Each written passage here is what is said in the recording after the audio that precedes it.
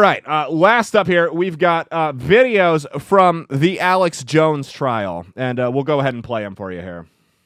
You've called this judge a tyrant, correct? Yes. Okay. And you actually use that word a lot with your audience. You call people tyrants, don't you? Only when they act like it. Okay. And one way that you've been conveying to your audience that Judge Bellis has been acting like a tyrant is by showing her with lasers coming out of her eyes, right? You know you did that? I didn't direct that. First time I saw it was in court. Oh, so you've been watching this? Yeah, I've been watching. Okay. You could have just watched from the stage. Objection, argumentative. Sustained. But you've been broadcasting your show during this trial, haven't you? I have taped some of my show. Let's pull up 477.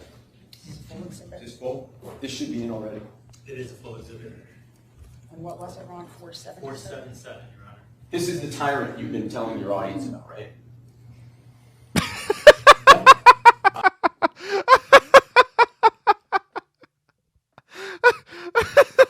I'm sorry. He doesn't care anymore. Look, this is a separate trial. I believe it's in Connecticut now. The last trial was in Texas, obviously, and that's where. Listen, I'm not gonna come out and say what he did was wrong. We all know it. I'm not gonna provide that disclaimer now. If you think I'm a Sandy Hook truther, then piss off. I don't want you listening to my show unless you agree with it. Then you know what? You can think that and keep listening to my show. But no, I'm not gonna sit here and provide that disclaimer anymore because the fact that.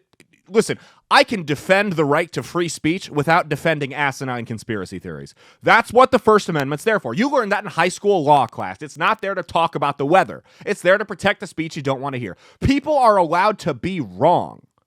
That's what we're missing here. People can say things that are incorrect, okay?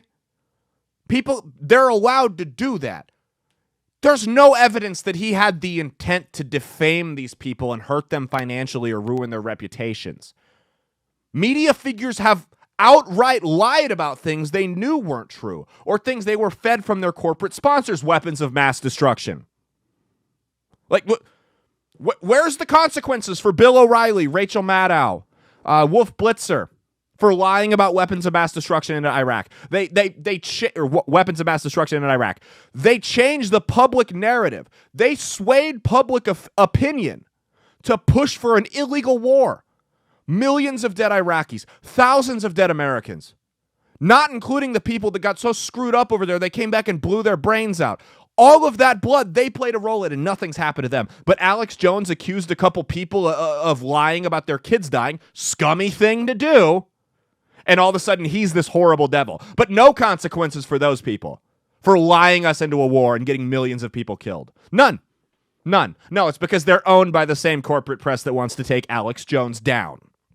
That's all there is to it. And if you need any further proof that this is nothing to do with the Sandy Hook families and nothing to do with the kids, check out this video from the attorney for the families that sued Alex Jones in Texas. What do you think he deserves at the end of this road? To no longer be in public life, right? Like, I don't... People have been like, oh, you're out to destroy Alex Jones. I don't want to destroy him. I don't care. If he wants to work at Safeway or manage a Sprint store, I don't care. I feel the right amount of justice is you should not be able to commercially market yourself as a public figure anymore. Like, you should exit the American stage. That's what I think is the correct result. Or at least, that's what I think is the most utilitarian good result. But the money's not even really the question for me. The question is, will this suit be successful at stopping him from being on the national stage? And my worry is, like we said in the courthouse, is it won't be, because the cameras will still follow him. Like, he can lose all of his money. He gets out there again on the bullhorn, and the money's not a concern from him, so he should give back 33% of the $5 million that they won from that case, right? Since it's not a concern, he should give that back or donate it to charity or something, right? The money's not a concern. Why does that guy give me the vibes of the youth pastor that was maybe a little too close with some of his students? Like, he tells them how mature they are for their age, and he sleeps in the same cabin as them. Just a little weird. Just a little. No, don't sue me. I know he's a lawyer. Really should be careful talking about a lawyer like that. It's got a history of frivolous lawsuits. But no, so first off, it's not up to an attorney. It's not up to any judge or any court or any jury or the president of the United States what Alex Jones does for a living. You can commit the most egregious felonies in the world, right? You can be the worst person ever. You still get freedom of speech. We've decided that. You don't get to decide that he doesn't get a public face anymore, that he doesn't get to be a part of the discussion. You don't get to decide that. The government does not. I can't believe I'm even having this discussion. I can't believe this even needs to be stated. The government doesn't get to decide who has who has the right to go out in the media and talk about issues. That's completely asinine. And the fact he's an attorney calling for that, not a Yahoo on Twitter, an attorney, someone who passed the bar, an activist attorney, is going out actually advocating that someone lose their First Amendment rights. That's insane.